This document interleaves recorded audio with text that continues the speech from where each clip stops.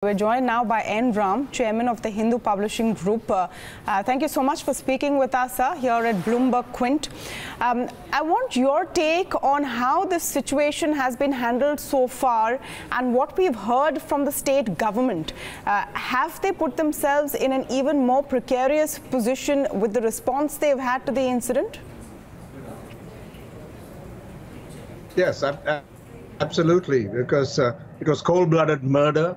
Assault rifles have been used by people who didn't even wear uniforms, calling themselves commandos or whatever, and they fired. And now they're using, hiding behind the claim that radical elements or antisocial elements are infiltrated. This government, I think, has been totally ineffective, and to support and to defend this kind of brutality, human rights violation, I think is outrageous here. And I don't see how this plan can start out. The governments have been playing a double game, publicly saying we want to close it down or chastising Sterlite, copper, but in private they have a nexus. So, but this time I think they've gone too far in this game, and now of course it's been shut down and the electricity connection has been cut. So let's see what happens. But this cannot go on much longer, and I don't see how this plant is going to reopen in the conceivable future, if at all. You know, Mr. Ram, one question that everyone is wondering about is how this protest has been going on for over 100 days. In fact, the day when the unfortunate incident took place and 12 people were killed in police firing, it was to mark the 100th day of the protest, and there had been no response at all. What does that also say about the state of governance and even media to some extent, which didn't look at the story at any point?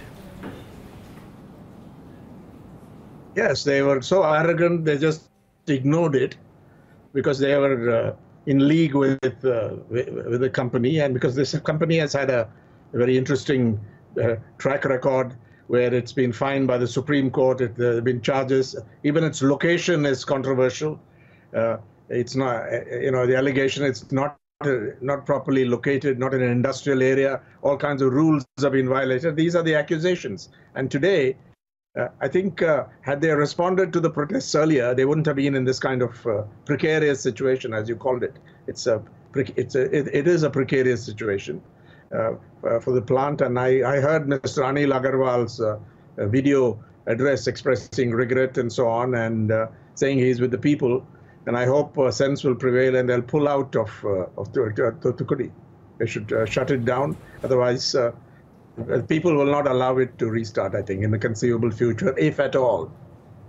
And the Pollution Control Board has also said that they were carrying on operations to start again, which is against the order. So I think it's a very, very tragic story, but the government is fully responsible. The AIDMK government is very ineffective on one hand, is now resorting to repression. It's cut off the internet connections for 3 districts, Tuticorin, Tirunelveli and Kanyakumari, and students are badly affected. Exams, Anna University has put off its exams because students cannot use the internet. Is this the way to govern in the 21st century? Absolutely. Though the story of Tuticorin and Vedanta and Sterlite's involvement there spans almost a couple of decades, where there have been different kind of successive governments in charge, and they are, in business across the country in various areas. Which brings me to my next question, Sam.